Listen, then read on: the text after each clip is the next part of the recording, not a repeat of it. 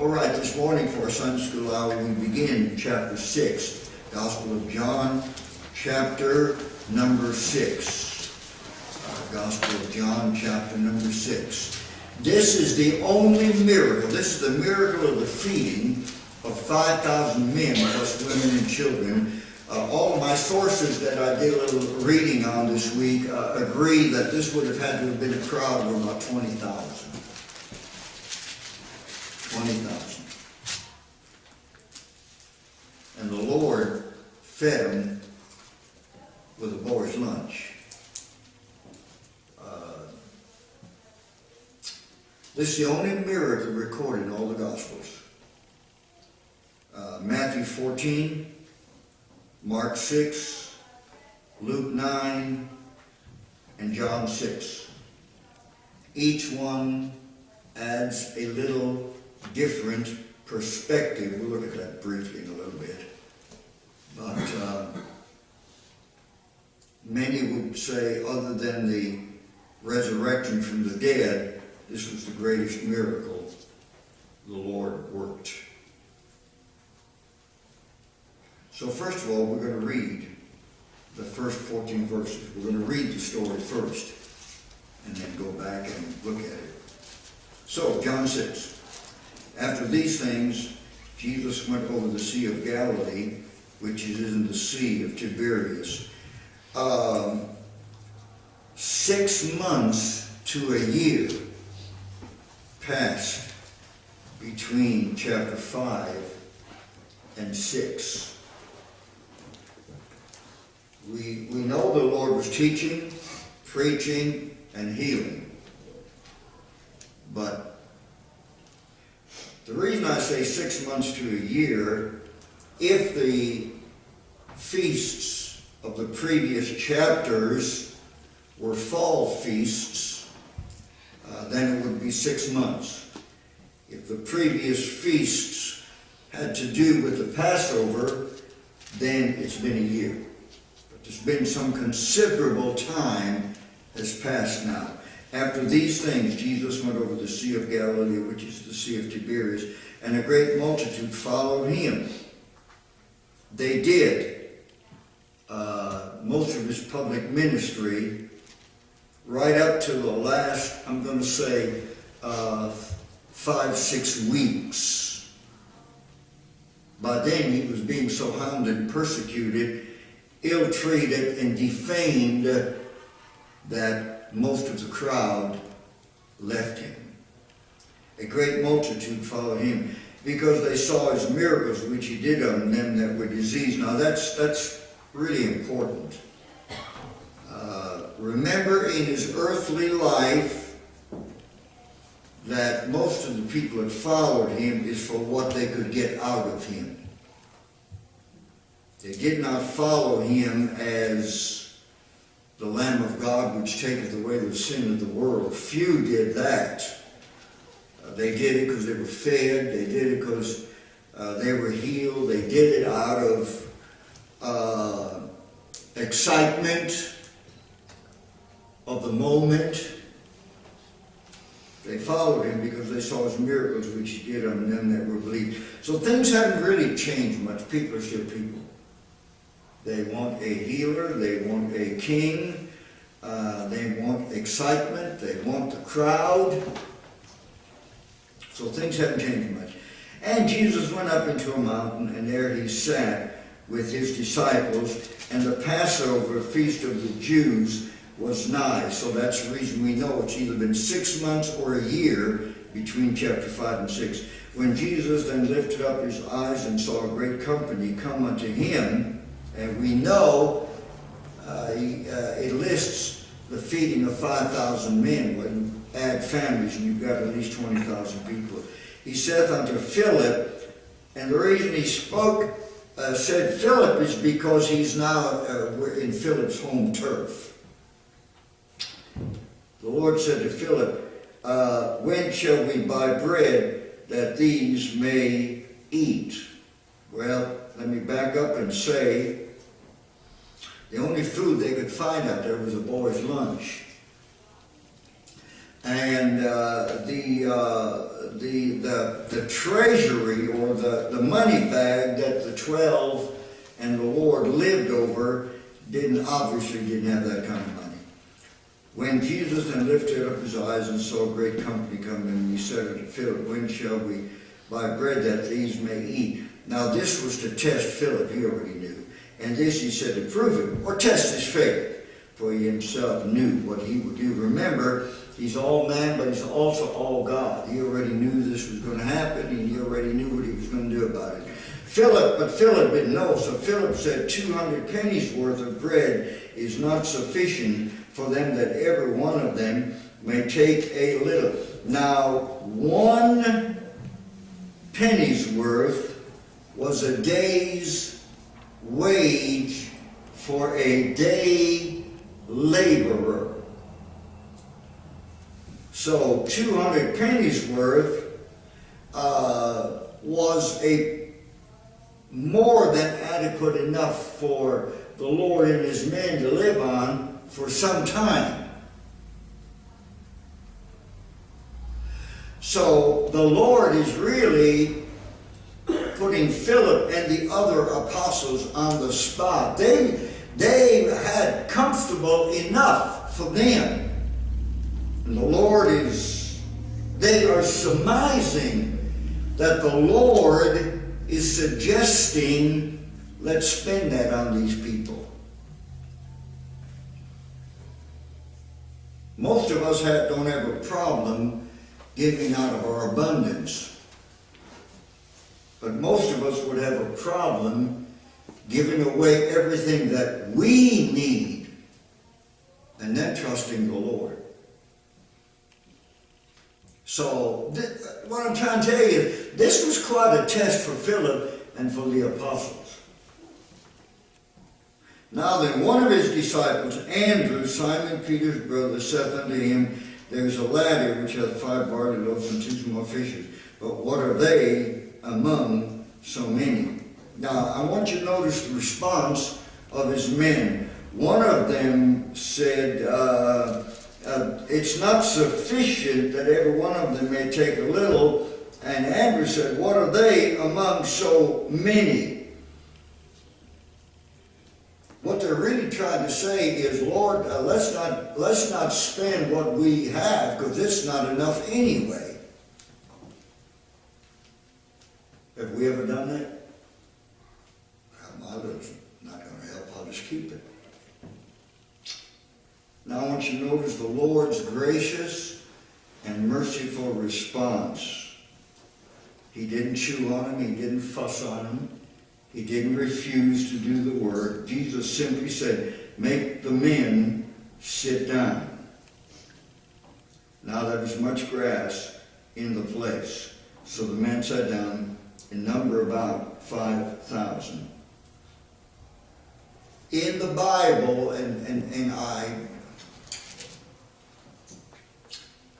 you understand every word in the Bible is true. There's nothing there by accident, and there's nothing in there by mistake. But in the Bible, only men were numbered, not women and children. And don't take that as a racist statement. Don't take that as a male chauvinist statement. That's in the Jewish economy, they didn't have and still don't over there today, have the problems that we do in our culture of men and women trying to be equal. And don't take that as a statement from me that you can mistreat a woman, because you can't. Christianity has always elevated womanhood. And by the way, I do believe in equal pay for men and women if they do the same job. You don't pay a woman less just because she's a woman. That's mistreating. That's anti-Christian. That's anti-Bible. If you got a man and a woman at a desk doing the same thing, give them the same pay. Don't pay a woman less just because she's a woman. But under Jewish culture, there was no such problems. Women were well cared for. And women never left the home. Women took care of the home. men made a living. You know, we have some things, even in our culture, that are really very anti-Bible. And I'm just making that as a statement. I'm not making that as a criticism. Our way of life in America is so messed up that usually it takes two to make a living. I'm not being critical of women having to work. Some of you had to work. Some of you raised kids without men in the home. Some of you are now forced to help raise grandkids. None of this is being critical. I'm just saying the counting was only the men because the women and the kids stayed in the home. It was just, there's some things that have to be explained because Gentiles don't understand some of the principles of Jewish life. So then, the other accounts say that the boy gave up his lunch. And 5 loaves of little biscuits and little fishes. It was a boy's lunch. I read some of the commentators who tried to diminish that. You can't diminish that. All there was a boy's lunch. The miracle here is that Jesus made something out of, nearly out of nothing. And Jesus took the loaves, and when he had given thanks, let me pause right there and make an observation. As Christians, every time you eat a meal, you ought to bow your head and return thanks. And by the way, that includes if you're in a restaurant. I know Walter got himself a little spat here with somebody who's left the church.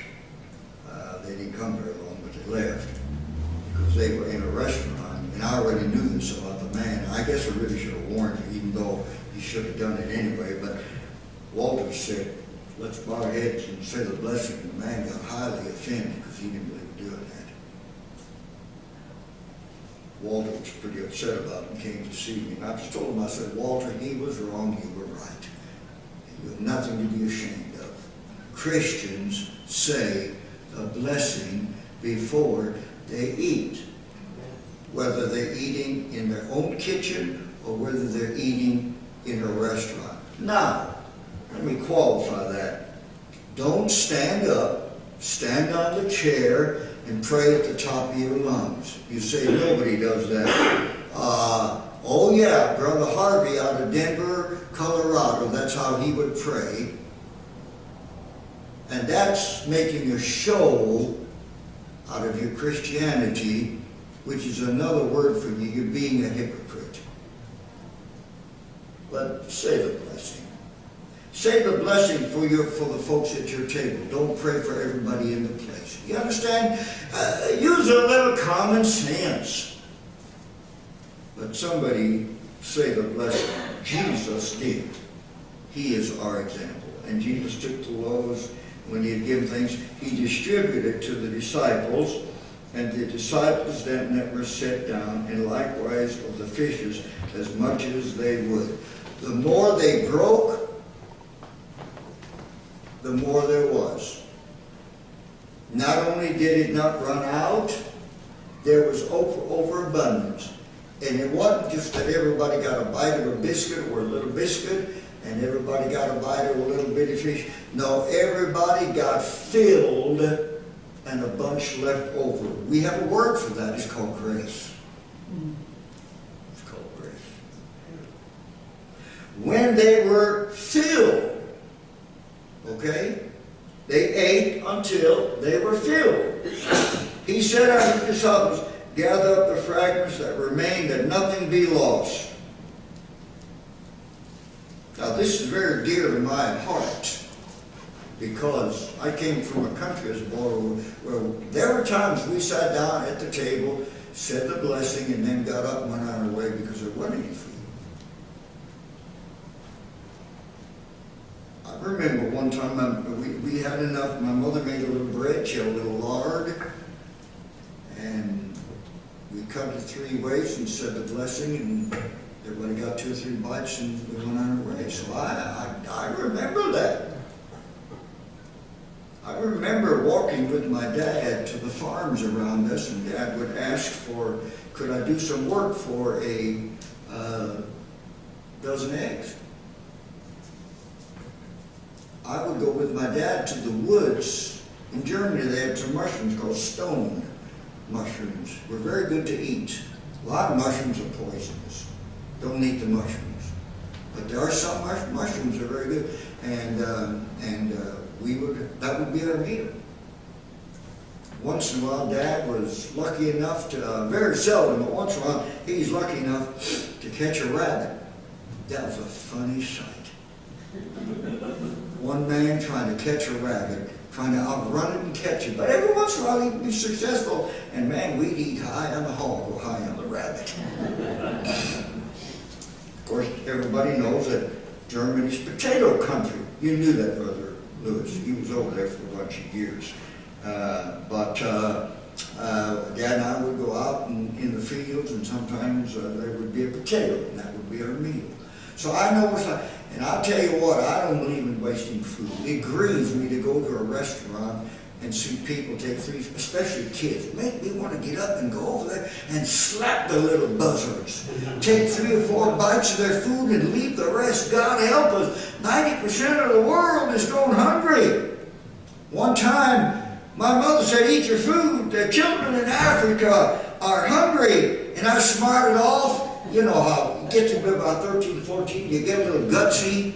Too gutsy for your own good. And I said, well, Mom, let's send it over there to him. As I was sailing through the air across the kitchen floor, I thought that was not a good idea to say that. My upbringing was pretty sad, but there were a few funny moments. Gathered up all the fragments that remain, that nothing be lost. Wednesday was goulash night at our house. Anybody know what goulash is? You would call it a stew. We threw nothing away. Everything that got left over all week long got put in the fridge. And on Wednesday morning, my mom would get out a big pot, everything was left over, and it was goulash, and that's what we had on Wednesday night. We just didn't waste food. Now, my mother believed, and then I didn't understand or I didn't care, but I tell you what, America today, 37% of everything that gets cooked today will go in the trash can. And yes, at this point in my life, I agree with my mother. I think that's one of the things that God will eventually judge America. By the way, there are some food you need to throw away. Some things are cooked one time and then they're no good. Throw away. You look in your fridge and there's something you forgot about 2 weeks ago, throw it away. My wife inadvertently left a whole new thing of mayonnaise out all night.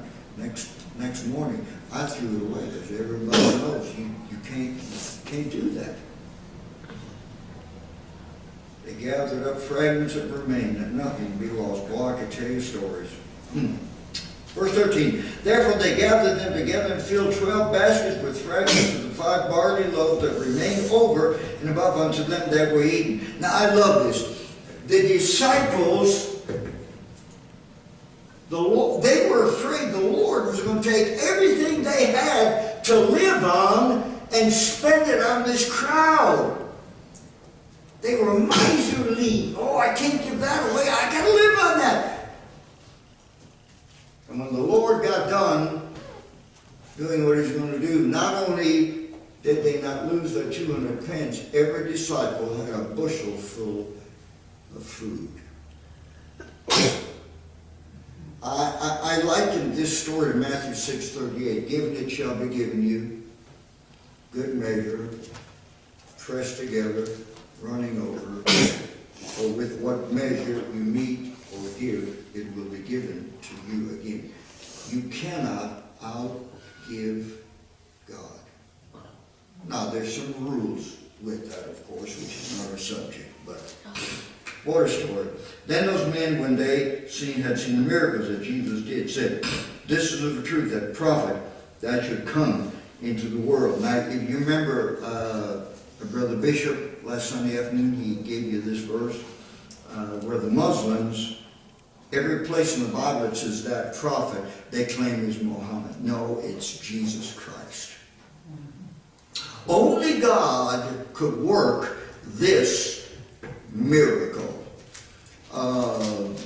By it being in all the apostles, obviously is a very, very important miracle. And of course, it speaks of Christ. You know, when he did the wine, that spoke of his blood. That was a miracle about himself. Here he's doing the bread. That speaks of him. The bread of life. The bread of life. So, all power is given unto him in heaven and on earth, then and now.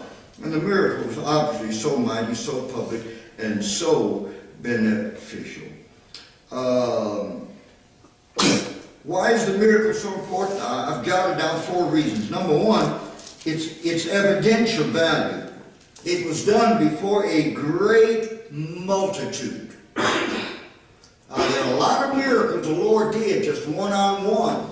But here he did one in front of a massive crowd. It was so evidential. Everybody saw it. Everybody knew it. Well, the moral application is, whosoever shall call upon the name of the Lord shall be saved.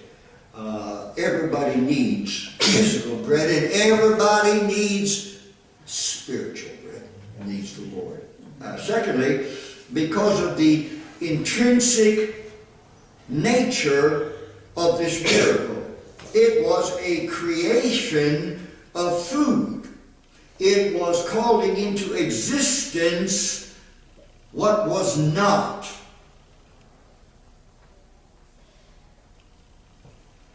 I suspect, I'm not saying that we haven't all gone through meager times, but as a society, we have not had to live like so much of the world does, like they had to live then. Literally trust God for their bread every day. I have some missionaries, or especially I've got 2 really good missionary friends in Ghana, West Africa, where the men go to work at the crack of dawn. They go down to the marketplace. Now, the marketplace would probably be a 2-3 square mile area. Massive. Massive. And they would wait for employers to come around, and hopefully they would get picked up and they'd go work the day. At the end of the day, they would get their pay from that day. And then at night, they would get, at dark, they would get dropped off back at this marketplace where they got picked up. And whatever money they earned that day, they would buy, it would be enough to buy food for their family. And usually what that was bananas. Now, not the kind of bananas you eat. We're talking about cooking bananas. Ladies, you know what a cooking banana is? It looks a lot like banana, but it's not quite that color, and it's bigger. And then they would go home, and the wife and the kids would be waiting, and she'd have the fire ready, and she'd cook those cooking bananas, and they would eat. We've not had that problem. We go home to a full fridge. Most of the time, we usually have some money to go to the store. Boy, we're blessed. We are blessed. Amen, folks? I mean, we're blessed big time. Let me tell you something that's scary and hope it never happens. America never has more than 3 days of food. So much of our food now comes on trucks from other places. If the trucks stop, our grocery stores will be totally empty in 3 days. My point is, you trust God for your food, not man. Okay? You trust God. And you folks that have gardens, keep it up. Keep it up. By the way, they also say now 6.5 of every meal by the American public is eaten in a restaurant. 6.5 out of 10. So, By the way, they'll say this. They'll say, well, it's just as cheap for two people to eat out as it is at home. That is not true. It's just not true. It's nice to eat out. It's nice for the ladies not to have to cook and wash dishes. It's nice to give the ladies a break once in a while. Anyway. Evidential. Number 3, it's important because of the typical nature of the miracle. It spoke of the person of Jesus Christ. Because see, starting next week, which I won't be here next Sunday, Brother Lewis will be doing a different lesson. But when we get back and get into this again, after this miracle, the Lord did this miracle so that he could teach a whole lesson on John 6:35. I am the bread of life. Let me tell you something. The Lord never, this is important in view of the modern day healing movement, the Lord never worked a miracle just for the sake of working a miracle. He always did it for the salvation of a soul, and he always did it as a teaching lesson. And so the rest of the chapter, when we get back, will be on I am the bread of life. And then, of course, the 4th lesson, it has a universal application. To the Jews, it foreshadowed Christ in a coming day feeding Israel's poor. That's Matthew. In Mark, the chief duty of Christ's servants, break the bread of life to the hungry. In Luke, the Son of Man, the sufficiency of Christ to meet all human need. And in John, the Son of God, Christ is the food of God's people. I am the bread of life. So, I did a series, just to show you how much is in these 14 verses. I did a 6-week series once on just John 6, verse 1 through verse number 14. There is so much there. I like this, and I wrote this down. Let me read this to you. The birds without barn or storehouse are fed. From them let us learn to trust God for our bread. His saints, what is fitting, shall ne'er be denied, so long as 'tis written, the Lord will provide. When Satan appears to stop up our path and fills us with fears, we triumph by faith. He cannot take from us, though oft he has tried, the heart-cheering promise, the Lord will provide.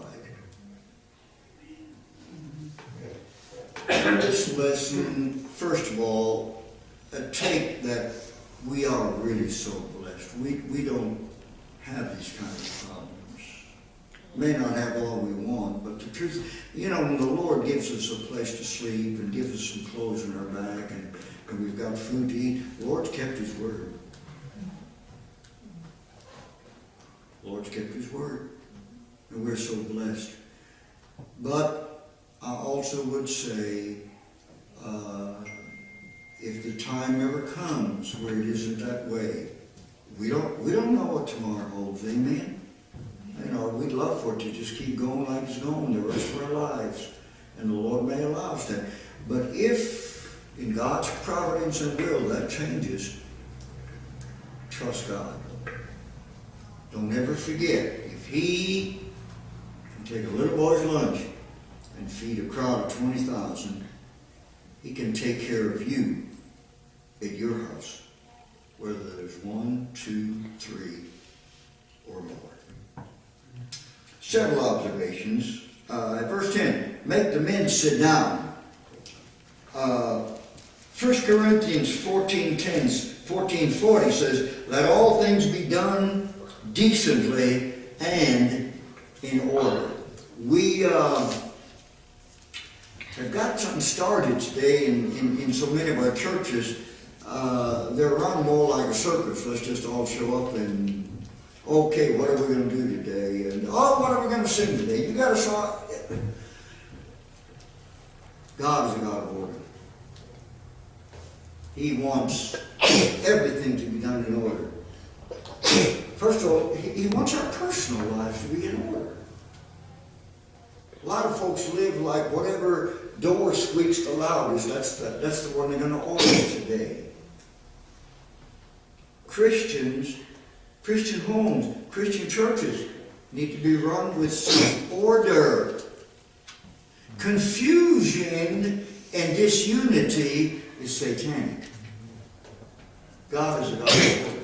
We need to live orderly lives. We need to have some order in our homes. And we need to have order in our churches. Brother Tuggle always has a list in his pocket ready. He knows what we're going to do. Miss Elisa practices during the week. She doesn't just come up here and sit down and say, well, what am I going to play today? No, I've observed her. She's been practicing and she's got songs ready. She doesn't just sit down over here to pick something to play. She's ready. She's practiced what she's going to play. I don't just get up on Sunday, well, let's see, what am I going to do today? Are you kidding? Man, that wouldn't any more work for me. I'm not that smart. I start Monday morning for the next Sunday. God is a God of order. He expects us to live orderly lives.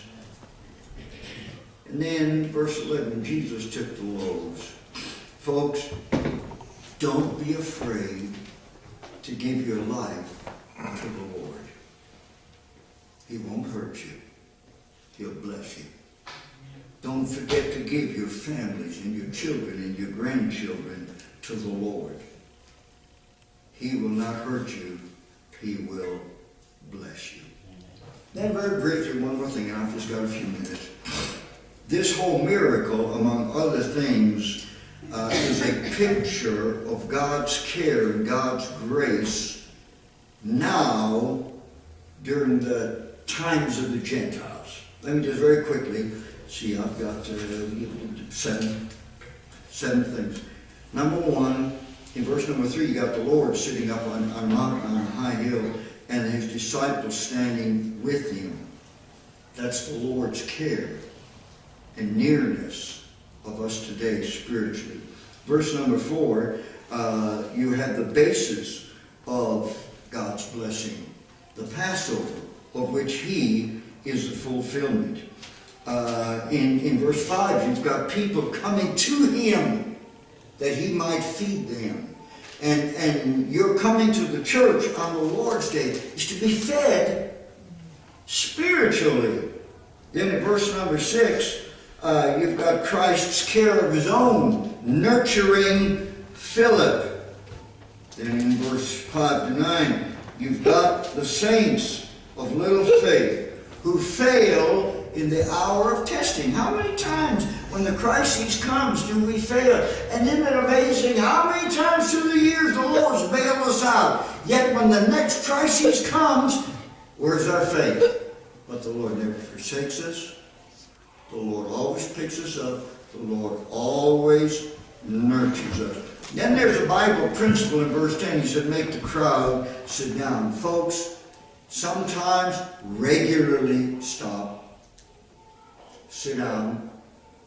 And I know that means physically, but also spiritually it means stop the energy of the flesh. Get on your Bible and let God speak to you. And then in verse 10, the number 5, which is the number of grace. Paul said, I am where I am, but by the grace of God. And I want you to see, in spite of man's failure, in spite of their lack of faith, in spite of this massive crowd, the Lord brought order into it. The Lord fed them, and they ate as much as they would. So, what's your sorrow? What you need? What's your hurt? What's your sin? What's the condition of your family? Hey, take it to the Lord. Take it to the Lord. If he can do what he did in this story, he can and he will take care of you. He said, come unto me, all you that labor and are heavy laden, and I will give you rest. Well, that was really just a very quick 35, 40-minute walkthrough of this text, but sufficient to say, folks, trust the Lord with your life. Amen? Trust the Lord with your life. Amen.